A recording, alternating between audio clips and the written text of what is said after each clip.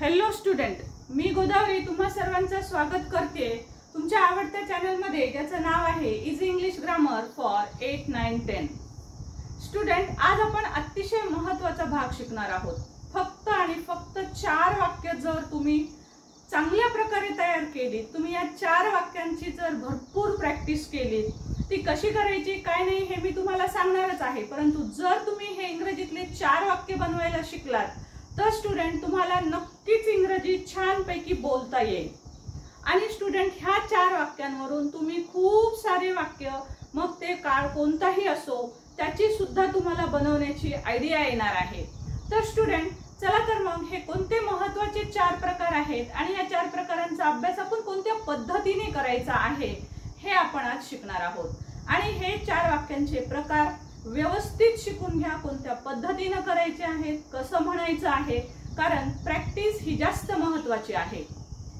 मी तुम्हाला सांगणार आहे कशा पद्धतीने प्रॅक्टिस करायची आहे, संपूर्ण इन डिटेल मध्ये. परंतु तुम्हाला फक्त प्रॅक्टिस करायची आहे. म्हणजे मी ज्या पद्धतीने वाक्य सांगेल मी मध्ये मध्ये समजावून सांगेल, पण तुम्ही जेव्हा प्रॅक्टिस कराल तेव्हा तुम्हाला फक्त वाक्य म्हणून पाहायची आहेत. So you have to practise a lot. तुम्ही जितक्या जास्त वेळेस हे वाक्य म्हणाल तितक्या वेळेस तुम्हाला या वाक्यांची प्रॅक्टिस होईल आणि इंग्रजी जी आहे ती तुमच्या जिभेला त्याची एवढी सवय लागेल की आपोआपच तुमच्या तोंडातून मराठीच्या ऐवजी इंग्रजी वाक्य बाहेर पडायला लागतील. चला तर मग सुरुवात करूया. असे कोणतेही 4 वाक्य आहेत की या 4 वाक्यांच्या मदतीने आपल्याला इंग्रजी फटाफट बोलता येणार आहे. आणि स्टुडंट, त्यासाठी व्हिडिओ मात्र इन डिटेल पाहायचा आहे. फक्त मी 4 प्रकारच पाहिल तर तुम्हाला तसं जमणार नाही, कारण हे 4 प्रकार तुम्हाला समजून घ्यावे लागतील की ते तुम्ही कोणत्या पद्धतीने यूज करणार आहात, कशा पद्धतीने तुम्हाला ते वापरायचे आहे हे तुम्हाला नीट समजून घ्यावं लागणार आहे. चला तर मग स्टुडंट, आपण सुरुवात करूया या वाक्यांच्या प्रकाराला. तर पहा स्टुडंट, अतिशय महत्त्वाचे असे हे 4 वाक्यांचे प्रकार आहेत. हे कसे करायचे आहेत हे सर्व मी तुम्हाला सांगणार आहे इन डिटेल मध्ये. याची प्रॅक्टिस आपण करणार आहोत. माझ्यासोबत याची प्रॅक्टिस करा आणि लवकरात लवकर इंग्रजी बोलायला शिका. चला तर बघूया. बघा, एक महत्त्वाचं स्ट्रक्चर इथं मी तुम्हाला लिहिलेलं दिसेल, S+V1 S और ES+O. स्टुडंट, आपण अतिशय महत्त्वाचा हा भाग यापूर्वी पण अभ्यासलेला आहे. हे स्ट्रक्चर तुम्ही अभ्यासलेलं आहेच. परंतु या स्ट्रक्चरनुसार जर आपल्याला वाक्य बोलायचे असतील तर आपण कोणत्या प्रकारचे वाक्य बोलतो, तर तुमच्या लक्षात आलं असेल की S+V1 SES. आता इथे SES किंवा V1 च्या ऐवजी ह्या SES ला V5 असंही म्हटलं जातं, लक्षात ठेवा. म्हणजे S+V1 किंवा V5+O असं हे स्ट्रक्चर आहे. या स्ट्रक्चरचा उपयोग आपण दिवसातली भरपूर वाक्य आपण या प्रकाराने बोलत असतो. या स्ट्रक्चरचा उपयोग करून आपण बोलत असतो. सिंपल प्रेझेंट टेन्स आहे हा. तर सिंपल प्रेझेंट टेन्स मध्ये किंवा सिंपल पास्ट मध्ये असेल किंवा सिंपल फ्युचर मध्ये असेल, याच्यामध्ये आपण कोणती सेंटेन्सेस बोलत असतो, तर आपण जी वारंवार यूज करत असतो ती सेंटेन्सेस बोलत असतो, जी की आपलं डेली रुटीन सांगतात. आपण दररोज कोणती कामं करतो ते डेली रुटीन सांगणारे वाक्य सुद्धा आपण या प्रकारांनी बोलत असतो. बघा, आपल्याला दररोज आपण काय करतो हे सांगायचं आपल्याला खूप काम पडतं. तर या प्रकारची जी वाक्य आहेत ते दररोज आपण काय करतो, तर हे सर्व सांगणारी वाक्य ही आपण या प्रकारांमध्ये बोलत असतो. त्यामुळे स्टुडंट, ज्या वेळेस तुम्ही या प्रकारचं प्रॅक्टिस कराल तर त्यावेळेस तुम्ही दररोज तुम्ही कोणत्या गोष्टी करता त्याची तुम्ही वाक्य बोला. तो ट्राय करा तुम्ही त्याची वाक्य बोलण्याचा, आणि त्यानुसार तुम्हाला हे नक्कीच जमेल की तुम्हाला संपूर्ण वाक्य जी आहेत ती दररोजची दैनंदिन जीवनातली तर ती तुम्ही या पद्धतीने बोलू शकता. तशाच प्रकारे वेगवेगळ्या प्रकारची जागतिक सत्य असतात, तीही आपण या प्रकारांनी बोलत असतो. जसं की the sun rises in the east. Okay, 2 + 2 = 4. हे गणितीय सत्य आहे ना. सायंटिफिक सत्य असतील, वैज्ञानिक सत्य असतील, गणितीय सत्य असतील, भौगोलिक सत्य असतील, असे कोणतेही जे सत्य असतात, हे सत्य घटना ज्या असतात त्या घटना बोलण्यासाठी पण आपण ह्या प्रकारच्या वाक्यांचा उपयोग करत असतो. For example, the sun rises in the east, 2 + 2 = 4. Okay, so अशा प्रकारची सेंटेन्सेस बोलण्यासाठी आपण या सिंपल प्रेझेंट टेन्सचा उपयोग हा करत असतो. आज आपण पाहणार आहोत सर्वात प्रथम की डेली युजेसचे सेंटेन्सेस उपयोगात आणण्यासाठी आपण कसा वाक्याचा ह्या उपयोग करत असतो. आता ह्यानुसार हे सर्व daily sentences, daily routine sentences जे आहेत ते मी तुम्हाला सुरुवातीला सांगणार आहे, त्याची आपण प्रॅक्टिस करूया. आणि त्याच्यानंतर याच वाक्यांचा उपयोग करून, पहा मी इथे डेली रुटीनचे वाक्य लिहिलेले तुम्हाला दिसतील आपण करूया. आणि हे डेली रुटीनचे वाक्य झाल्याच्या नंतर आपण जे महत्त्वाचे मी तुम्हाला 4 वाक्य सांगणार आहे की त्याच्या सहाय्याने तुम्हाला इंग्रजीत बोलता येणार आहे ते वाक्य आपण पाहणार आहोत. चला तर सुरुवात करूया आपण. आपलं डेली रुटीन जनरली कसं असतं, एका स्टुडंटचं जनरली रुटीन कशा पद्धतीने असतं ते मी तुम्हाला इथे सांगितलेलं आहे. बघा, जनरली रुटीन तुमचं असं असतं की I wake up early in the morning. मी सकाळी लवकर उठते, राईट. सो तुम्ही सकाळी उठल्याच्या नंतर तुमची नेक्स्ट ऍक्शन काय असते, I wake up early in the morning, I brush my teeth. Okay, brush my teeth. Brushing करणं झाल्याच्या नंतर तुम्ही जनरली तुमचं चहा, टी, मिल्क जे काय असेल ते तुम्ही घेता. So I take my milk, I take bath. मी आंघोळ करते. त्यानंतर तुम्ही कदाचित केस विंचरत असाल तर I comb my hair. Say comb. Okay, I comb my hair. मी माझे केस विंचरते. केस विंचरणं झाल्यावर कदाचित तुम्ही युनिफॉर्म घालत असाल तर तो स्टुडंट म्हणेल I wear my uniform. Likewise तुम्ही जशा पद्धतीनं तुमचं डेली रुटीन असेल त्या पद्धतीनं तुम्ही म्हणू शकता. For example, I wake up early in the morning. Okay, I wake up early in the morning, I brush my teeth, I take my bath. After bath. Okay, after bath. मी bath नंतर तुम्ही काय काय activities करता त्या तुम्ही सांगू शकाल. After bath, suppose I comb my hair, I wear my school uniform and I get ready for my going to school. Then you can say that. तुम्ही अशाच प्रकारे तुमची जी काही लिस्ट असेल ती तुम्ही सांगू शकता. सपोज तुम्ही वेअरिंग युनिफॉर्म झाल्याच्या नंतर तुम्ही ब्रेकफास्ट घेत असाल तर तुम्ही सांगा की I take my breakfast, I take my school bag and I go to school. After school तुम्ही काय करता ते तुम्ही सांगू शकता. Suppose after school I come home. मी घरी येतो. Then I take my lunch, I take my lunch. Lunch झाल्यानंतर तुम्ही काय करत असाल. सपोज तुम्ही टीव्ही पाहत असाल किंवा तुम्ही मोबाईल पाहत असाल तर तुम्ही सांगा I take my lunch. Then और after I watch mobile for some time. I watch shorts और reels on mobile. Sometimes I play mobile games, different mobile games. Then after that, हे 2 शब्द तुम्ही वापरू शकता नंतरसाठी. Then after I study for 1 hour. After study I play with my doggy. Study झाल्याच्या नंतर मी माझ्या डॉगी सोबत खेळते. किंवा त्याच्यानंतर तुम्ही अजून काय करतात ते तुम्ही डेली रुटीन मध्ये सांगू शकता. आफ्टर दॅट किंवा after some time I complete my homework. After it किंवा तुम्ही यूज करू शकता then I play with my friends. Okay, I take my dinner with my family and then I go to sleep at 10 o'clock. Okay, likewise you can repeat all these sentences. Okay, so suppose आता हे तुम्ही करता म्हणजे बघा सुरुवातीला सर्व sentences जे आहेत ते तुम्ही या पद्धतीने आय ने म्हणा. I wake up early in the morning, I brush my teeth, I take my bath, I comb hair, then I wear my school uniform, I take my breakfast, then I go to school.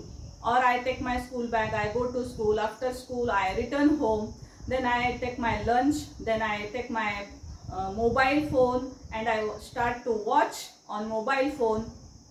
Then I play with my doggy. Then I play with my friends. I study. Then I complete my homework. And after that, I watch TV sometime. I take my dinner with my family and I go to sleep. Likewise तुम्ही अशा पद्धतीनं हे सर्व revise करू शकता. ह्याचे मराठी वाक्य पण मी इथे लिहिलेले आहेत. शेवटी बघा सिंपल प्रेझेंट असेल तर तो, करतो, तो, ते, तो अशा पद्धतीचे शेवटचे शब्द येतात ते तुम्हाला इथे शेवटी दिसतील. उठते, बसते, करते, घेते, विंचरते. ओके, ते शब्द शेवटी येतात. आता सपोज हेच तुमचं डेली रुटीन जे आहे ते तुमचं रुटीन आहे. सुरुवातीला सगळीकडे तुम्ही आय आय आय शब्द घेऊन जास्तीत जास्त वाक्य म्हणा. जितके म्हणता येतील तितके म्हणू शकता.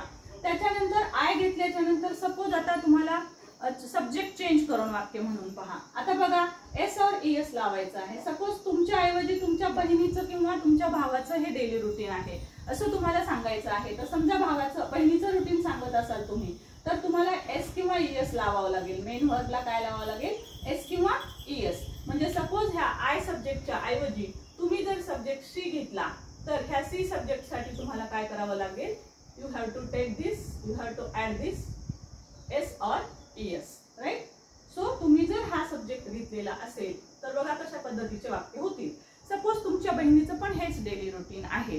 सो तुमची बहीण काय करते मग? She wakes up early in the morning, she brushes, she wakes, इथे यस लावणार आपण, she wakes up early in the morning, she brushes her teeth, she her म्हणायचे, माय नाही म्हणता येणार आता इथे, सी शब्द आहे, सी ब्रशेस हर टीथ. व्यवस्थित लक्षात घ्यायचा आहे हा भाग. She brushes her teeth. Then she takes milk, coffee, tea, कोणतंही म्हणू शकता. She takes milk. Okay. She takes bath. Be careful. S लावायचंच आहे. सिंपल प्रेझेंट टेन्स आहे. डेली रुटीन सांगत आहात तुम्ही. She combs her hair, she combs her hair. She wears her uniform, she wears her uniform. She takes breakfast, she takes breakfast. She takes her school bag, she takes her school bag. C goes to school. She comes home after school. She comes home. She takes lunch. She watches mobile. She plays mobile. She studies for a while. She goes to bed at 10 o'clock. Right? या पद्धतीनं तुम्ही C घेऊन हेच sentences म्हणून पाहायचे आहेत. Suppose आता तुमच्या भावाचं पण हेच डेली रुटीन आहे. तुमचं डेली रुटीन चेंज असेल तर तुम्ही चेंज पण सेंटेन्सेस म्हणू शकता, परंतु तुम्हाला प्रॅक्टिस करायची आहे.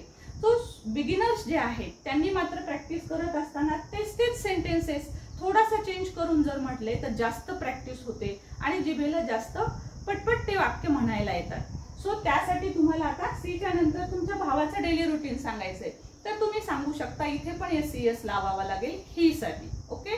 भावासाठी सपोज आपण प्रोनाउन घेणार ही. मग ही साठी काय म्हणावं लागेल? He wakes up early in the morning. He brushes his teeth, he brushes his teeth. He takes his tea. He takes his tea. He takes bath. He takes bath. He combs his hair. He combs his hair. He wears his uniform. He wears his uniform. He takes breakfast. He takes. माय शब्द असेल तर his शब्द घ्या, नसेल तर काही problem नाही. आणि तो प्रत्येक ठिकाणी घेतलाच पाहिजे असं नाही, परंतु तुम्हाला माय शब्दाच्या ऐवजी हिज हर कशा पद्धतीने येतं ते समजलं पाहिजे. त्यासाठी मी तुम्हाला इथे मुद्दाम माय शब्द घेतलेला आहे, म्हणजे तुम्हाला योग्य ते सब्जेक्ट नुसार इथले बदल सुद्धा कळू शकतात. So he takes breakfast, he takes his school bag and he goes to school. तो शाळेत जातो. Okay. Then after school he returns home और he comes home. Then he takes lunch. He takes his lunch. He watches mobile. He watches mother's mobile. He watches brother's mobile. असंही म्हणू शकता. तर brothers, mother's हा शब्द जेव्हा येतो चा, ची, चे असा अर्थाने, तर तिथेही आपण अपोस्ट्रॉफीचा यस लावत असतो, हे लक्षात ठेवा. He plays sometime. He plays with his friends असंही म्हणू शकता. He studies. He goes to bed or he sleeps at 10 o'clock. Go to bed म्हणा किंवा sleeps म्हणा. Okay. So likewise you have to practice it a lot. तुम्ही subject अजून change करू शकता. दे सब्जेक्ट घेतला तर पुन्हा आपल्याला एस लावायची गरज नाही. वी सब्जेक्ट घेतला गरज नाही. समजा हेच वाक्य मी तुमच्याबद्दल म्हणते आहे तर तिथे एस लावायची गरज नाही. You wake up early in the morning, you brush your teeth. Okay. You take bath, you take milk. After bath, then you comb hair, you wear your school uniform, you take your breakfast and you go to school. So अशा पद्धतीचे वाक्य आपण म्हणू शकतो subject changes करून. नाव आता लक्षात घ्या स्टुडंट, हे सर्व डेली रुटीन आपण सांगू शकतो. हे एका स्टुडंटचं डेली रुटीन आहे. तुम्ही माझं डेली रुटीन म्हणजे मम्मीचं डेली रुटीन घेऊ शकता किंवा तुमच्या पप्पांचं डेली रुटीन घेऊ शकता. असे चेंजेस करूनही तुम्ही हे वाक्य जे आहे ते नक्कीच म्हणून पाहू शकता. खूप बिगिनर्स जे आहेत त्यांना जर वाक्य फटाफट तोंडी येत नसतील तर मी जसे बोर्डवर लिहिलेले आहेत त्यासाठी तुम्ही असे बोर्डवर लिहून वाक्य वेगळं चेंज करून डेली रुटीन लिहा आणि त्याची प्रॅक्टिस करा. या पद्धतीनं केलं तरी तुम्हाला नक्कीच जमेल. त्यासाठी मी तुम्हाला आपली GMM टेक्निक जी आहे, सुपर से ऊपर टेक्निक, ज्यामध्ये मी सांगितलेलं आहे की 3 मिनिटं देऊन कशा पद्धतीनं आपल्याला वाक्य करायचे, तर तो व्हिडिओ जरूर पहा. त्याच्यामध्ये तुम्हाला सांगितलेलं आहे की कशा पद्धतीनं आपण प्रॅक्टिस करू शकतो. आणि जर लिखाणाची प्रॅक्टिस करायची असेल तर त्यासाठी सुद्धा रायटिंग स्किलचा व्हिडिओ मी टाकलेला आहे मुद्दाम, की रायटिंग स्किलसाठी आपल्याला टेन्सेसचा यूज करून किंवा स्ट्रक्चर्सचा यूज करून आपण कशा पद्धतीनं इंग्रजीमध्ये वाक्य तयार करू शकतो। तर बिगिनर्ससाठी तोही व्हिडिओ खूप छान आहे, लिंक सगळ्या डिस्क्रिप्शन बॉक्समध्ये आहे, ते जरूर पहा। आणि त्या पद्धतीचे वेगवेगळे व्हिडिओज मी तुम्हाला लवकरच सेंड करणार आहे आजपासूनच, की ज्यामध्ये तुम्हाला 5 वाक्य दिली जाणार आहे, 5 शब्द दिली जाणार आहेत आणि त्या 5 शब्दांवर आधारित कमीत कमी 5 ते 10 वाक्य दिली जाणार आहेत। त्याची प्रॅक्टिस तुम्ही डेली करा। तो भाग याच्या सोबत नाही घेणार आहे मी, पण याच्या सोबतच त्याचे व्हिडिओज पाठवणार आहे। ते या सिरीज मधले नसतील, परंतु त्यावरून तुम्हाला लिखाण इंग्रजीमध्ये how to write in English, कारण बऱ्याच विद्यार्थ्यांना निबंध पत्र वगैरे जमत नाही, तर त्यांच्यासाठी ते व्हिडिओज आहेत। तर त्यांना तुम्ही यासोबत ज्यांना ते लिहायला जमत नाही इंग्रजीमध्ये ते जरूर प्रॅक्टिस करा, कारण ते जर तुम्ही सायमल्टेनियसली केलं तर तुम्हाला इंग्रजी बोलायला त्याचा भरपूर उपयोग होणार आहे। त्याचबरोबर तुम्ही इंग्रजीमध्ये कोणतंही पत्र निबंध काहीही तुम्ही लिहू शकणार आहात, पण त्या व्हिडिओच्या लिंक कुठेही पाठवल्या जाणार नाहीत। ज्यांनी चॅनल सबस्क्राईब केलेला आहे त्यांनाच त्याच्या लिंक भेटणार आहेत। त्यामुळे तुम्ही चॅनल सबस्क्राईब करून ठेवा। तो व्हिडिओ मी सेंड केला, अपलोड केला यूट्यूबवर, की तुम्हाला ऑटोमॅटिक त्याची लिंक नोटिफिकेशन तुम्हाला मिळेल आणि तुम्हाला ऑटोमॅटिक तो व्हिडिओ पाहता येईल। त्यासाठी चॅनल सबस्क्राईब करून घेणं मस्ट आहे।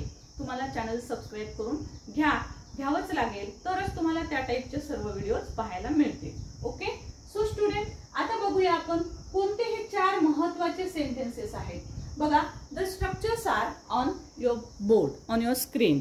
ओके, स्ट्रक्चर्स सगळे मी तुम्हाला इथे बोर्डवर दिलेले आहेत स्टुडंट।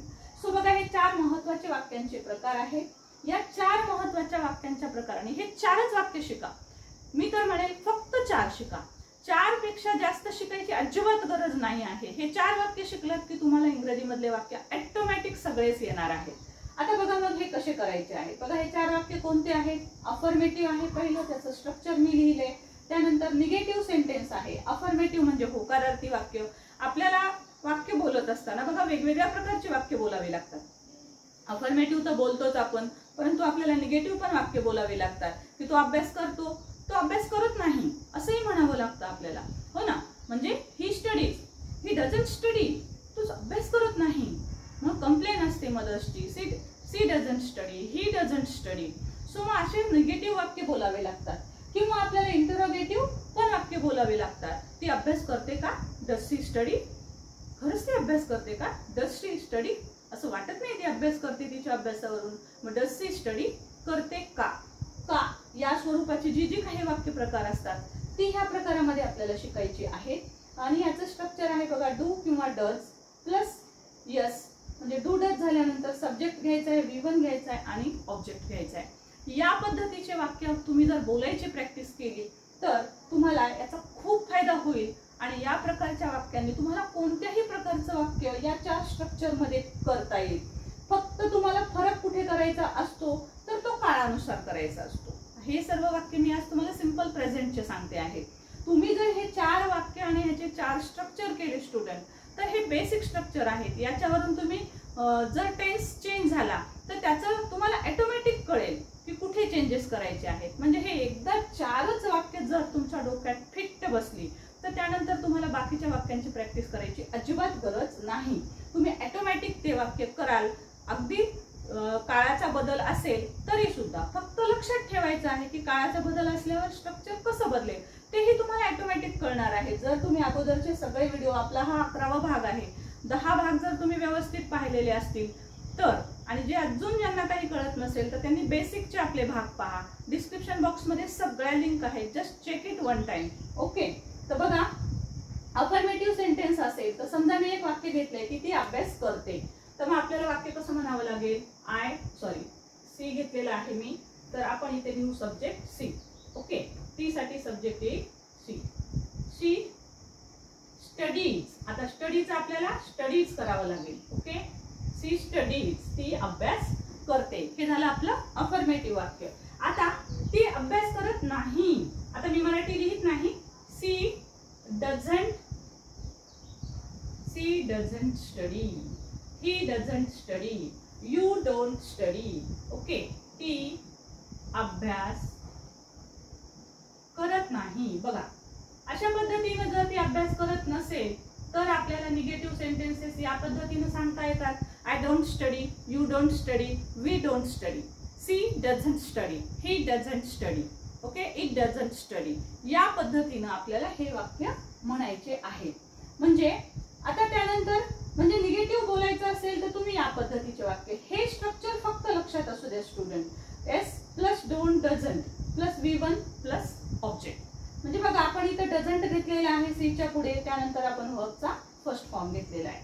आता जर वाक्य आपल्याला इंग्रजी बोलायचं असेल की खरंच ती अभ्यास करते का, अशा टाईपचं जर आपल्याला वाक्य बोलायचं असेल करते का, तर मी तुम्हाला सांगितलं की डू डजचा उपयोग जो आहे तर का या अर्थाने. का म्हणजे कारण विचारलेलं नाही.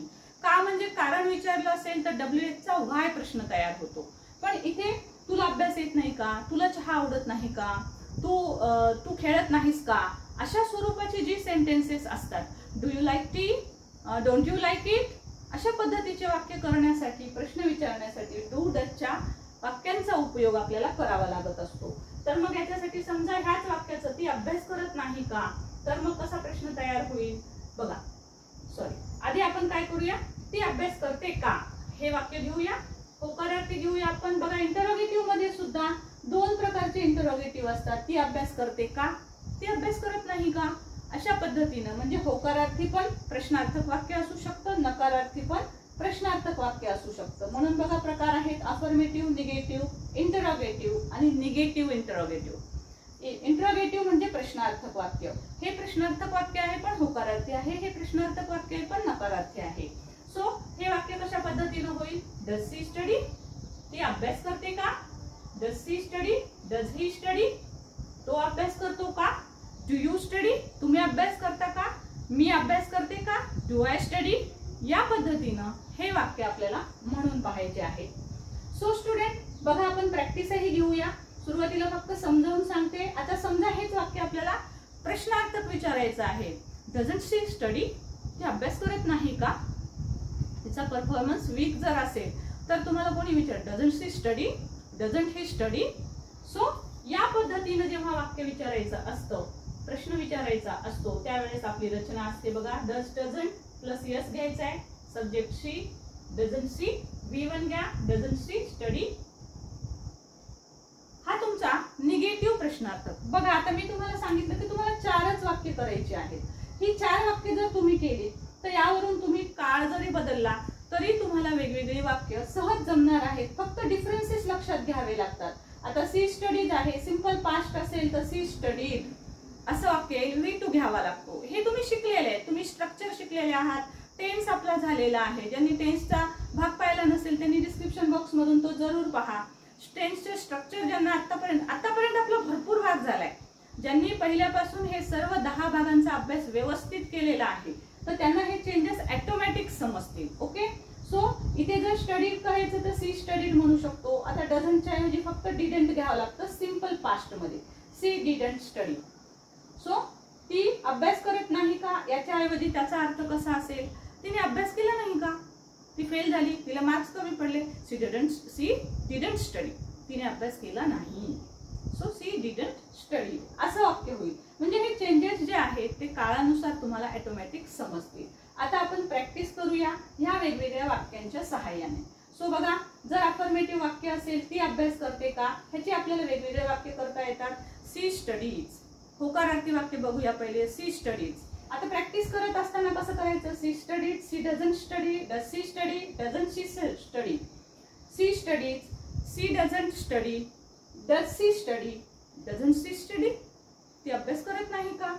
समजा आता हीच वाक्य म्हणायचंय, ही studies, he doesn't study, does he study, doesn't he study.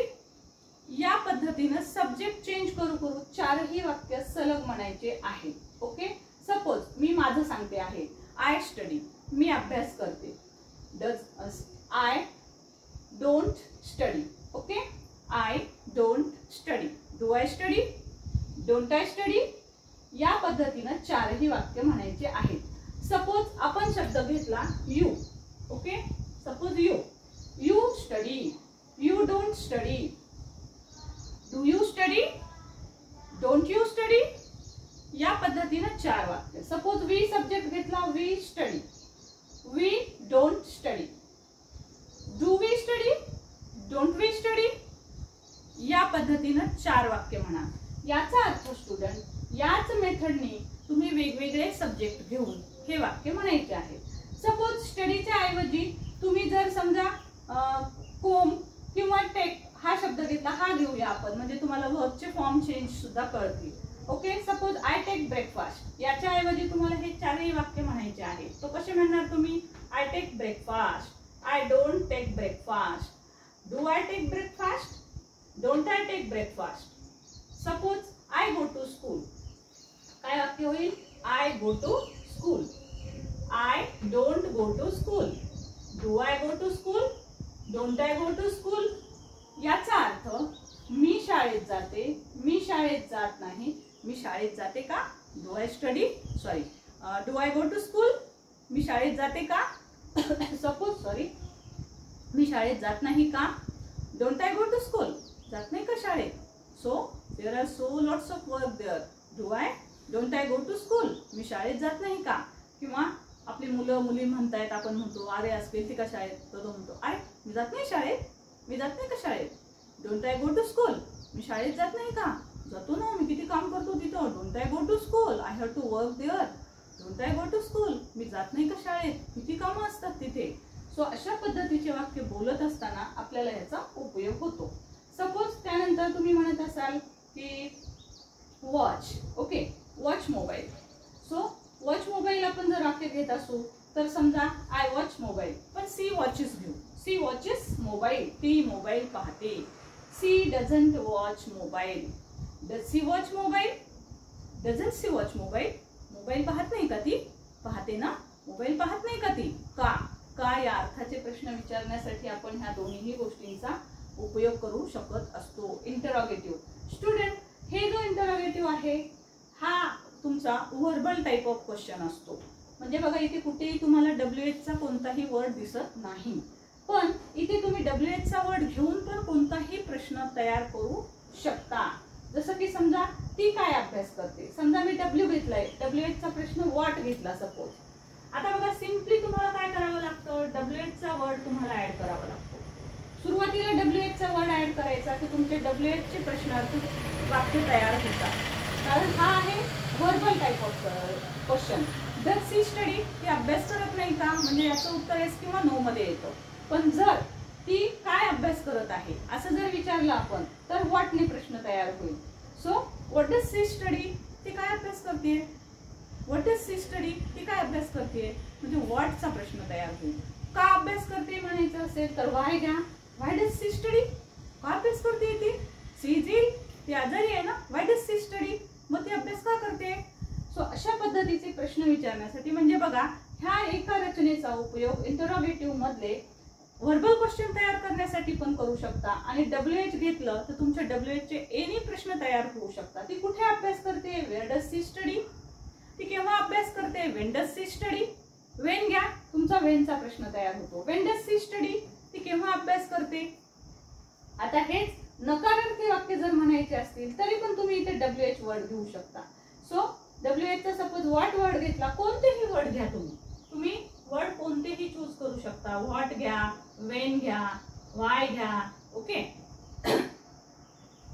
So अशा पद्धतीने तुम्ही WH चे वेगवेगळे वर्ड घेऊन पण हे प्रश्न तयार करू शकता. म्हणजे बघा याच्यामध्ये तुम्ही किती वेगवेगळे प्रकार शिकताय. जर तुम्हाला ह्या तोंडी बोलायला तर ह्या पद्धतीने प्रॅक्टिस केली ह्या 4च वाक्यांची, तरी तुम्हाला भरपूर इंग्रजी बोलता येणार आहे.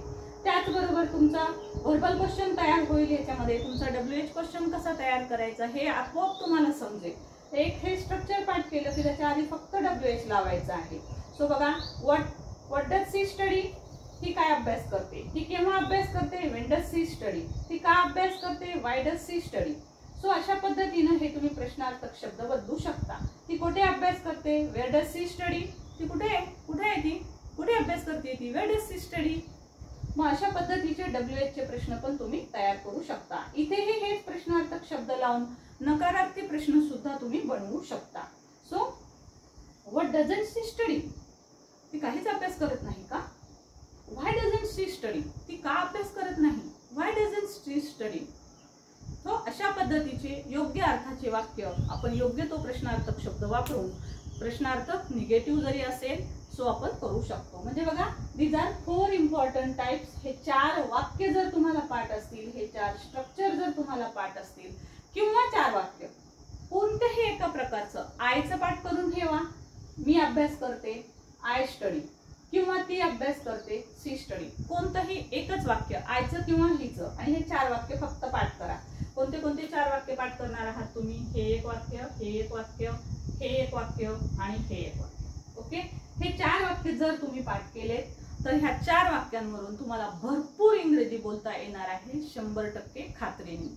आणि टेन्स तुमच्या मदतीला आहेच आणि त्यावर मी तुमच्या मदतीला आहे. सो स्टुडंट, अशाच प्रकारच्या प्रॅक्टिससाठी चॅनलला जरूर सबस्क्राईब करा. लाईक तुम्ही करत नाही, व्हिडिओ जर तुम्हाला आवडत असतील, तुम्ही अभ्यासही करता, तर एक लाईकचं बटन क्लिक करायला काहीच हरकत नाही. सो जस्ट लाईक करा, hit the like button. Okay, आणि हा व्हिडिओ जास्तीत जास्त शेअर करा, कारण फक्त 4 वाक्यांवरून तुम्हाला इंग्रजी बोलता येणार आहे. सो स्टुडंट, व्हिडिओ आवडला असेल तर लाईक, शेअर आणि कमेंट करायला विसरू नका. Thank you so much for watching. Thank you.